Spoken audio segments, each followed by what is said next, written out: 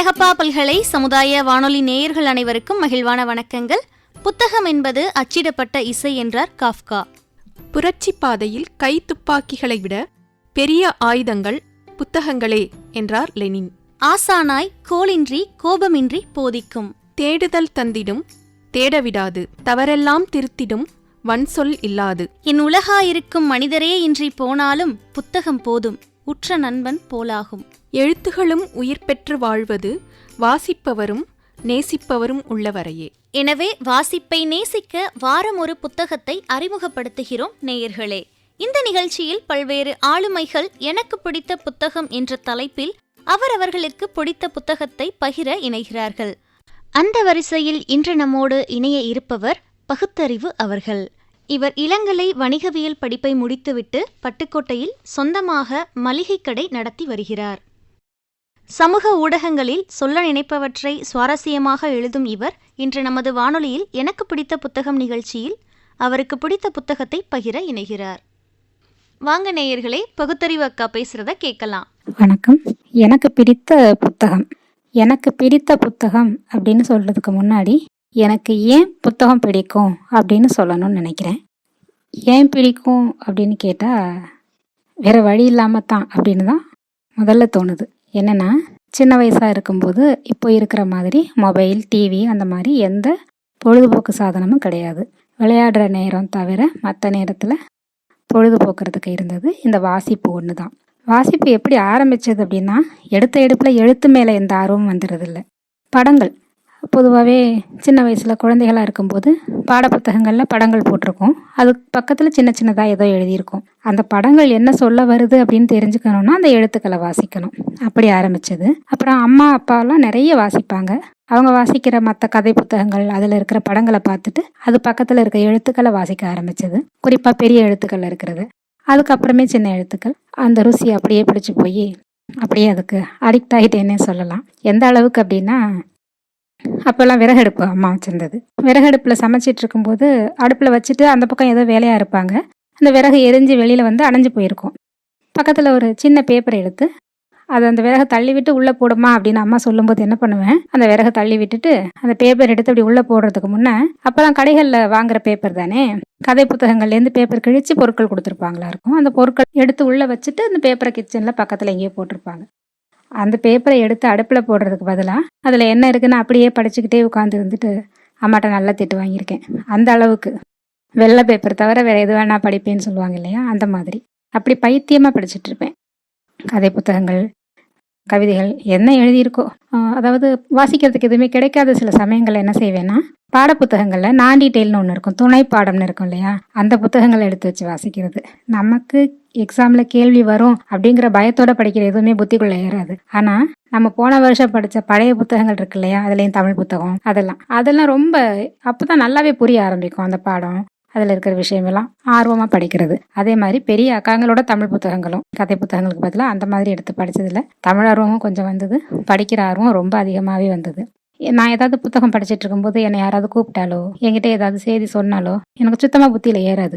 யாராவது சொல்லுவாங்க, பக்கத்தில் ஒரு அக்கா சொல்லுவாங்க, என்னைய அவள் படிச்சுட்டு இருக்காடி, ஏதாவது திட்டணும்னா இப்போவே நல்லா திட்டிக்கோ, நம்ம என்ன திட்டணும்னு அவளுக்கு தெரியவே தெரியாது, மயக்கத்தில் இருப்பா அப்படின்னு. கிட்டத்தட்ட புத்தகங்கள்கிட்ட அப்படித்தான் மயங்கி போயிருந்தேன். ஆமாம், இருந்தேன், இப்போ இல்லை. எல்லாருக்கும் இருக்கிற மாதிரியே கல்யாணத்துக்கு அப்புறம் புத்தகம் வந்த பிறகு புத்தகம் கொஞ்சம் தள்ளி போயிடுச்சு. ஆனாலும் முழுசாக போயிடலை. அப்பப்போ படிக்கிறது, வாசிப்புங்கிறது வந்து புத்தகங்கள் சில வருஷங்கள் இல்லாமலே இருந்தது.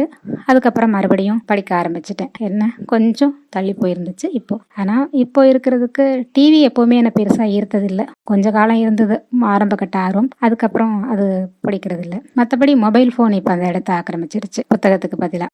வழக்கம் போல் ஃபேஸ்புக் பார்க்குறது, படிக்கிறது அந்த மாதிரி. ஆனாலும் படிக்கிறத விடுறதே இல்லை. சரி, ஏன் புத்தகம் பிடிக்கும், அது எப்படி பிடிச்சது அதெல்லாம் சொல்லிட்டேன். பொதுவாக கதைகள், கட்டுரைகள், கவிதைகள் அந்த மாதிரி பிடிக்கும். கவிதைங்கிற பேரில் எதையாவது இருக்கிறதெல்லாம் கூட பண்ணி, இல்லை அதெல்லாம் நான் சொல்கிறதா இல்லை, பயந்துட வேண்டாம். ஆனால் எழுதி கிறுக்கி எல்லா வேலையும் பார்த்துருக்கேன். அந்த இதுலேயே வந்து படிச்சுக்கிட்டே இருக்கணும், இன்னும் கொஞ்சம் படிக்கணும் இப்படி தோணும். எதையாவது படிச்சுக்கிட்டே இருக்கணும், ஒரு விஷயத்தை தெரிஞ்சுக்கணும். ரொம்ப டிப்ரெஸ்டாக இருக்கும்போது படிக்கணும்னு தோணும். புத்தகத்தை எடுத்து வச்சுட்டு உட்காந்துட்டேன்னா அந்த உலகமே தனி, அது உள்ளே போயிடுவேன். பெரிய ஆளுமைகள், பெரிய எழுத்தாளர்கள் அவங்கெல்லாம் சொல்லிக்கிற மாதிரி என்னுடைய சிந்தனை வெளியை அது பரவலாக்கியது அந்த மாதிரி எல்லாம் இலக்கியத்தரமாக சொல்ல வராது. ஆனால் நிச்சயமாக என்னோட யோசனை, நான் யோசிக்கிற விதத்தை மாற்றினது புத்தகங்கள்னு நிச்சயமாக சொல்லலாம். இந்த பொது புத்தி அப்படின்னு சொல்லுவாங்க. சமூகத்தில் என்ன இருக்கோ அதை அப்படியே ஏற்றுக்கிறது, அதை அப்படியே அடுத்த தலைமுறைக்கு கடத்துறது. அதிலிருந்து ஒரு 2 அடி நகர்ந்து நிற்கிறேன் அப்படின்னா அதுக்கு நிச்சயமாக புத்தகங்கள் தான் காரணம். இப்போ கிட்டத்தட்ட எனக்கு எந்த புத்தகம் பிடிக்கும்னு சொல்ல வேண்டிய இடத்துக்கு வந்திருக்கேன்னு நினைக்கிறேன். ஏன்னா எப்படி அந்த 2 அடி நகர்ந்தேன் அப்படின்னு ஏன் சொல்ல வரேன்னா, இப்போ நான் சொல்ல போகிற புத்தகம் அந்த மாதிரி தான் கிட்டத்தட்ட. என்ன புத்தகம்னா, எழுத்தாளர் ஞானி அவர்கள் எழுதிய அறிந்தும் அறியாமலும் அப்படிங்கிற புத்தகம். இது கதை கிடையாது, சில கட்டுரைகளோட தொகுப்பு. இது ஆரம்பத்தில் தொடராக ஆனந்த விகடன் பத்திரிகையில வெளிவந்த ஒரு புத்தகம். இது அதை புத்தகமாக்கியிருக்காங்க. இதுல நம்மை பற்றி நமக்காக அப்படிங்கறதான் இதோட கேப்ஷன் மேல அவங்க கொடுத்திருக்கிறது. இந்த புத்தகம் ஏன் பிடிக்கும் அப்படின்னா, இந்த புத்தகம் பேசுறது பாலியல் கல்வி பத்தி. உடனே ஐயோ என்ன இதை பத்தியெல்லாம் பேசுறாங்க அப்படின்னு யோசிக்கிறது தான் நம்ம பண்பாடு. அப்படிதான் நம்ம பழக்கப்படுத்தியிருக்கோம். பொதுவாக நம்ம பத்தி, நம்ம உடலை பத்தி, நம்ம உடல் உறுப்புகள் பத்தி அப்படியெல்லாம் நம்ம பக்கத்துல யார்கிட்டையும் பகிர்ந்துக்க வெக்கப்படுவோம். உண்மையில அப்படி இருக்கிறது தான் நம்மோட கலாச்சாரம். அதுதான் ஒழுக்கம்னு கூட நமக்கு சொல்லி கொடுத்துருக்காங்க. நிச்சயமா எனக்கும் என்னோட பாட்டி, அம்மா எல்லாம் அப்படித்தான் சொல்லி கொடுத்தாங்க. எல்லா விஷயங்களையும் எல்லார்கிட்டையும் பகிர்ந்துக்க கூடாது, இது இல்லாம வெளியில சொல்ல முடியும், அது தனக்கே புரியணும் அந்த மாதிரி. ஆனா அது அப்படி இல்லை, பேசக்கூடாது, மூடி மூடி வைக்கணும், மறைக்கணும் அப்படிங்கிற போதுதான் அதில் தவறான புரிதலும் பல சங்கடங்களும் சமூக சீர்கேடுகளும் ஏற்படுது அப்படிங்கிறது எனக்கு புரிஞ்சுது. இந்த புத்தகத்தோட பின்னட்டையில் இருக்கிற விஷயத்த நான் இப்போ சொல்லிட்டேனாலே நான் என்ன சொல்ல வரேன்னு உங்களுக்கு தெரியும்னு நினைக்கிறேன். செக்ஸை பற்றி குழந்தைக்கு எப்போது சொல்லலாம் என்ற கேள்வி எழுந்ததுமே நம் மனதில் ஒரு நெருடலும் பயமும் தயக்கமும் தோன்றுவதற்கு என்ன காரணம்? செக்ஸ் என்பதற்கு நம் மனதில் வைத்திருக்கும் தவறான அர்த்தம்தான். ஆனால் செக்ஸ் என்பது பால் அடையாளம், அவ்வளவுதான். தான் யார் என்பதை ஒவ்வொரு மனிதரும் உணரச் செய்யும் அம்சங்களில் ஒன்று. நம் உடலை பற்றி வெட்கப்படவோ அவமானப்படவோ எதுவும் இல்லை. நம் செய்கைகளில்தான் அவமானமோ பெருமையோ இருக்க முடியும். செயலில் இருக்க வேண்டிய அவமான உணர்ச்சியை உடல் உறுப்பின் மீது ஏற்றி வைத்து விட்டோம். அதனால்தான் அப்பா லஞ்சம் வாங்குவது அம்மாவுக்கு அவமானமாக இல்லை, குழந்தை ஜட்டி போடாதது அவமானமாக இருக்கிறது. இப்போ தெரியுது இல்லையா இந்த புத்தகம் என்ன பேசுதுன்னு? ஆமா, பொதுவா இப்போ 40+ இருக்கிற யாருக்குமே நம்மளோட குழந்தை பருவத்துல நமக்கு இந்த மாதிரி விஷயங்கள் பத்தி யாருமே சொல்லி தந்திருக்க மாட்டாங்க. நம்ம உடல் அதை எப்படி சுத்தமா வச்சுக்கணும், அதை ஏன் மறைக்கணும், அதெல்லாம் கிடையாது. நோ, அதை மறைக்கணும், அவ்வளவுதான். எல்லாத்தையும் வெளியில சொல்லக்கூடாது. பெரியவளாயிட்டியா, எல்லாத்தையும் உனக்குள்ளே வச்சுக்கோ. இந்த புத்தகத்தை பத்தி விளக்கமா சொல்லணும்னா, இந்த புத்தகம் சொல்ல வர விஷயம் 3: உடலியல், உணர்வியல் மற்றும் உளவியல். இது 3 விஷயங்களையும் குழந்தையா இருக்கிறதுல வளர்ந்து பெரியவங்களாகி நம்ம குழந்தைகளுக்கு கொண்டு போய் சேர்க்கிற வரைக்கும் என்னவெல்லாம் நடக்குது, அதுல எங்கெல்லாம் தப்பு இருக்கு, எப்படியெல்லாம் சரி பண்ணலாம், அது போல விஷயங்களை கலந்து பேசி ஒரு உரையாடல் மாதிரி தான் இந்த புத்தகம் சொல்லுது. அதாவது ஒரு கட்டுரை முடிவில் பல கேள்விகள் இருக்கும். அந்த கேள்விகளுக்கான பதில்கள் நீங்களே உங்களை கேட்டுக்கிட்டு அதுக்கான பதில் நீங்களே சொல்லிடுங்க. அப்படித்தான் ஒவ்வொரு கட்டுரையும் இந்த புத்தகத்துல பொதுவா இருக்கு. உணர்வியல் அப்படின்னு பார்க்கலாம். முதல்ல உடலியல் பத்தி கொஞ்சம் முன்ன சொல்லியிருந்தேன். அதாவது சிறு குழந்தை பருவத்துல நம்ம உடல்ல ஏற்படுற வளர்ச்சி, அதை ஒவ்வொரு குழந்தையும் எப்படி அணுகுது, ஒரு பெண் குழந்தை தன் உடல் வளர்றத எப்படி கவனிக்குது, அதை எப்படி புரிஞ்சுக்குது, அடுத்தவங்களை பார்த்து எப்படி கத்துக்குது, அதெல்லாம் உண்மையில நமக்கு பெரியவங்க கிட்ட குழந்தைய இருக்கும்போது நமக்கு ஏற்படுற சந்தேகங்களை கேட்கறதுக்கான சுதந்திரம் கூட கிடையாது. அவங்க என்ன சொல்லி தராங்களோ அதுதான். ஒரு ஆண் குழந்தை உடை இல்லாம இருக்கு அப்படின்னா, சிச்சி என்ன இது அப்படின்னு ஒரு விளையாட்டா ஒரு கேலியா கிண்டல் பண்ணுவாங்க. ஆனா அது ஒரு பொருட்டா மதிக்க மாட்டாங்க. அதுவே ஒரு பெண் குழந்தை உடை இல்லாம இருக்கு, ஒரு 3 வயசுக்குள்ள இருக்கிற ரொம்ப சின்ன குழந்தை, அவ உடை இல்லாம இருக்கும்போது அது ஒரு அவமானகரமான விஷயமா அவ மனசுல பதிய வச்சிடுறாங்க. அவளுக்கு விஷயங்கள் புரியறதுக்கு முன்னமே அவளை மட்டம் தட்டி அசிங்கப்படுத்தி, ஐயோ அப்படி இருந்தா நம்ம தப்பு செய்யறோம் அப்படின்னு உள்ளுக்குள்ள உணர வச்சிடுறாங்க. இன்னொன்னு, அந்த குழந்தைய விட குழந்தையோட அம்மாவுக்கு தான் அது ரொம்ப அவமானமான விஷயமாயிடும். கொஞ்சமாச்சும் இருக்கா, பொம்பளை பிள்ளை இப்படி ஜட்டி இல்லாம வெளியில விட்டுருக்கியே அப்படின்னு கூட இருக்கிறவங்க நிச்சயமா கேட்பாங்க. ஏன் பெண்ணுடலும் ஆணுடலும் வேற வேற உடலமைப்பை கொண்டதுங்கிறத தவிர என்ன மாறுபாடு இருக்க முடியும்? எதுக்காக ஆணுடைய நிர்வாணம் அவமானகரமா பார்க்கப்படல, ஆனா பெண்ணுடல் வெளியில தெரிகிறது கேவலமான விஷயம்னு ஏன் சொல்லுது? இந்த சமுதாயம் எப்பயிலேருந்து இப்படி இதை உருவாக்கி வச்சிருக்கு? இதுக்கான கேள்விகள் எல்லாம் நம்மளே கேட்டுக்கிட்டு நம்மளே தான் பதில் சொல்லிக்கணும். குறிப்பா குழந்தையோட உறுப்புகளை தொட்டு கேலி பண்றது, நம்ம கை கால் தலை அப்படின்னு சொல்ற மாதிரி எல்லா உறுப்புகளோட பெயர்களையும் நம்ம வெளியில சொல்ல முடியாது இல்லையா, சொல்ல மாட்டோம். யாராவது அப்படி சொன்னா காதை பொத்திட்டு கூச்சப்படுவோம். அப்படி பண்றதுக்கு என்ன காரணம், ஏன் அப்படி செய்யணும்? அதுதான் எல்லா தவறுகளுக்கும் ஆரம்ப புள்ளின்னு சொல்லலாம்.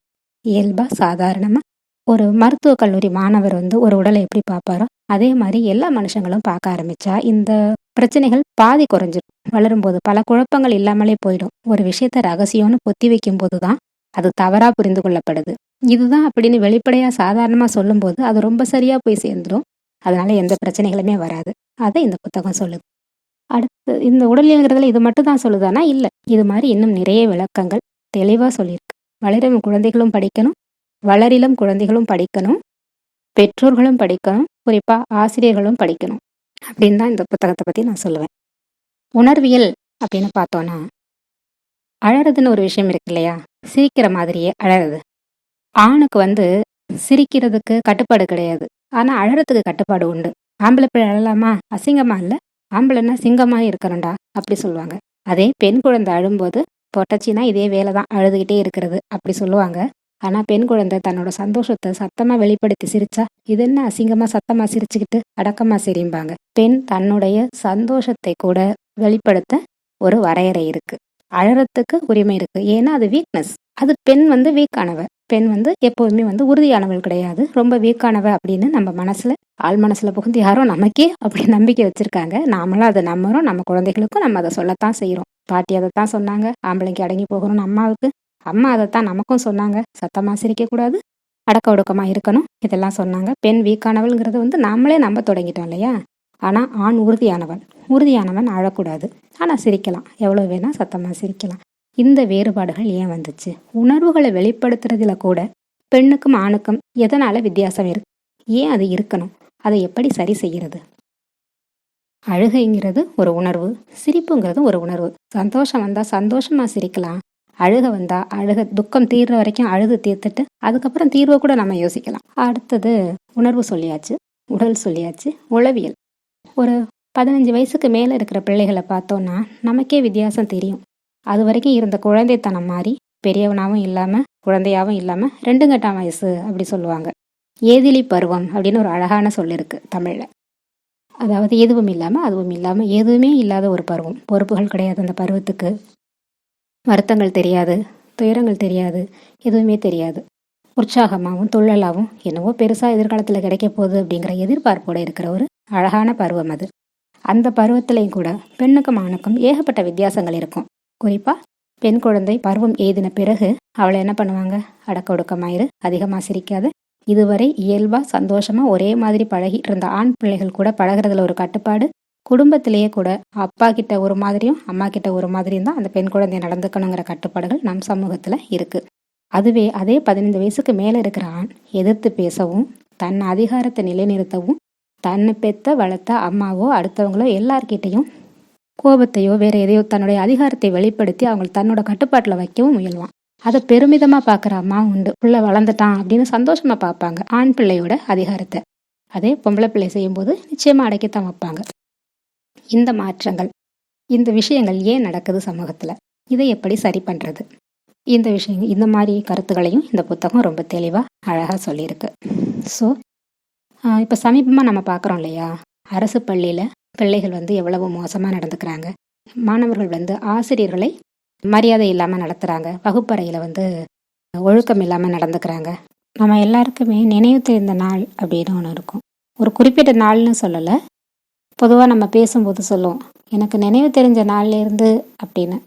அதாவது நடக்கிற விஷயங்கள் நமக்கு ஞாபகத்தில் இருக்க தொடங்குறது. அது எப்போன்னு நம்ம யோசிச்சிருக்கோமா? எந்த வயசுலேருந்து நடந்ததெல்லாம் நமக்கு ஞாபகம் இருக்குது அப்படின்னு யோசிச்சு பார்த்துருக்கீங்களா?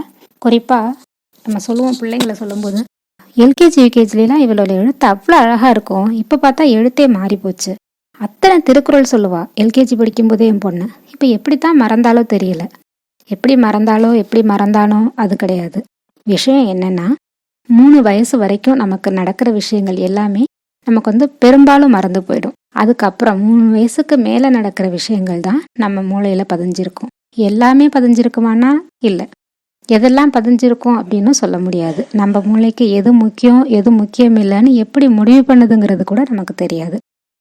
ஆனா நம்ம பார்க்குற விஷயங்களை புரிஞ்சுக்கிட்டு ஞாபகம் வச்சுக்கிறது அப்படின்னு பார்த்தா அது நிச்சயமாக 3 வயசுக்கு மேலே தான். அதுக்கு முன்னே நடக்கிற விஷயங்கள் எல்லாமே போல செய்தல் தான். பார்த்து பார்த்து செய்ய ஆரம்பிக்கும் பிள்ளைங்க. நம்ம பேசுகிறத பேசும், நம்ம செய்கிறத செய்யும். ஆக இத்தனை அறிவாக இருக்கேன்னா அப்போ அந்த பிள்ளைகளுக்கு கவனிக்கிறதுக்கான விஷயங்கள் ரொம்பவே குறைவு. சுற்றிலும் நடக்கிற அத்தனை விஷயங்களையும் கவனிக்கும், பார்க்குற விஷயங்களை அப்படியே ரிப்பீட் பண்ணும், அப்புறமே மறந்து போயிடும்.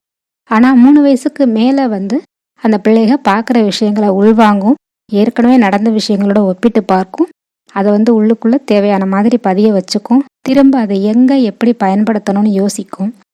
அதனால தான் அந்த பிள்ளை இதில் ஒவ்வொரு குழந்தைகளுக்கும் திறனில் மாறுபாடு இருக்கும். கற்றலில், தெரிஞ்சுக்கிறதுல, அதை வெளிப்படுத்துறதுல இந்த மாதிரி நிறைய மாறுபாடுகள் இருக்கும்.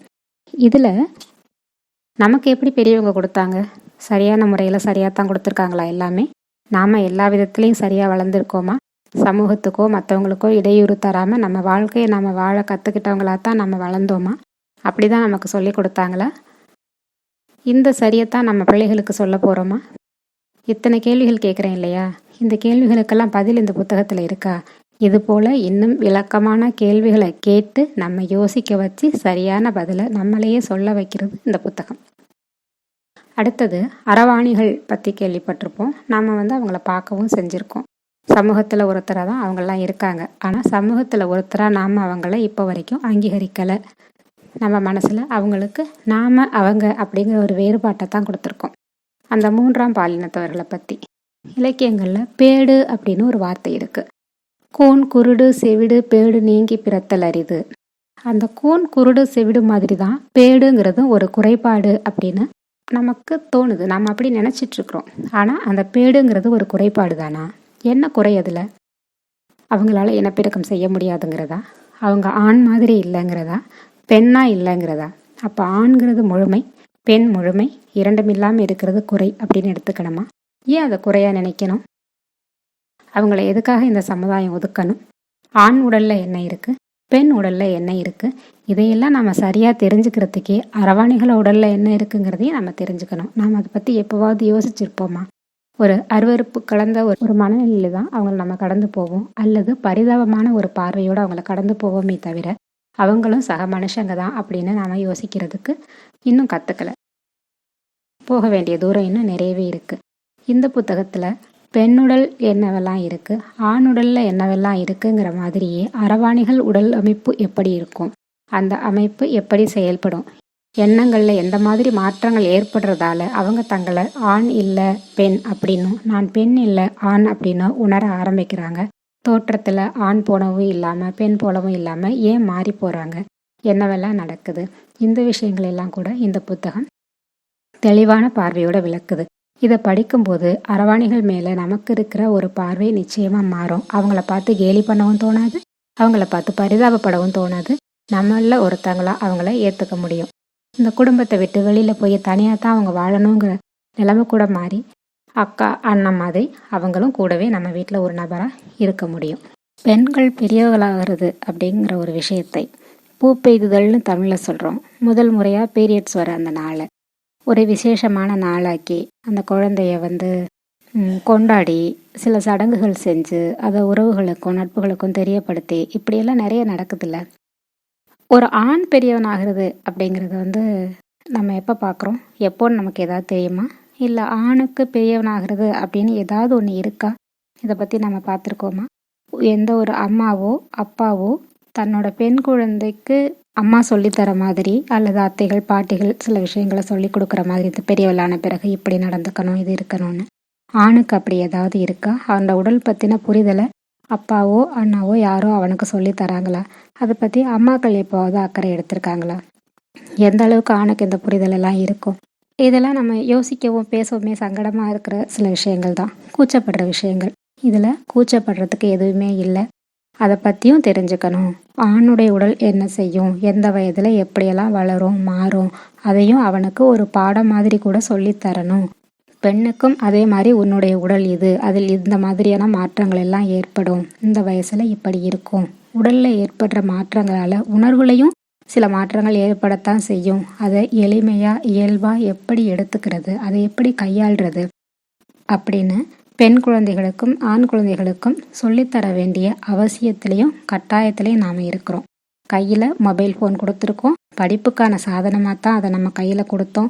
ஆனால் அது பல விஷயங்களையும் உள்ளே கொண்டு வந்து கொட்டுது.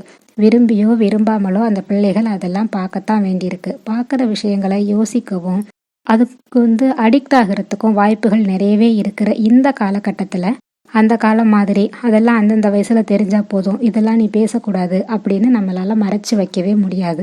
அப்போ சரியான முறையில் பிள்ளைகளுக்கு இதை கொண்டு போகணும்னா முதல்ல சரியான புரிதல் பெரியவர்களுக்கு இருக்கணும். நமக்கு சரியான புரிதல் ஏற்படுத்துறதுக்கு ஒரு நல்ல ஒரு வழிகாட்டியாக இந்த புத்தகத்தை நாம் பயன்படுத்திக்கலாம். அதனால தான் இந்த புத்தகம் எனக்கு ரொம்ப பிடிக்கும். என்னுடைய யோசிக்கிற விதத்தையே மாற்றி போட்டுச்சுன்னு சொன்னதுக்கான காரணத்தை இந்த புத்தகத்தை முழுசா படிக்கிற ஒவ்வொருத்தருமே உணர்வீங்கன்னு சொல்லலாம். நேயர்கள் தொடர்ந்து இணைந்திருப்பது அழகப்பா பல்கலை சமுதாய வானொலி. இது காரைக்குடியின் முதல் வானொலி. இன்னைக்கு நம்ம வானொலியில எனக்கு பிடித்த புத்தகம் நிகழ்ச்சியில எழுத்தாளர் ஞானி அவர்களின் அறிந்தும் அறியாமலும் புத்தகத்தை பத்தி கேட்டு ரசிச்சோம். இந்த நிகழ்ச்சியை நம்ம கூட பகிர்ந்த பகுத்தறிவு அக்காவுக்கு நம்ம அழகப்பா பல்கலை சமுதாய வானொலியின் நன்றிகள். இந்த நிகழ்ச்சி பற்றிய கருத்துக்களை நம்ம அழகப்பா பல்கலை சமுதாய வானொலியின் மின்னஞ்சல் முகவரிக்கு நீங்க அனுப்பலாம்.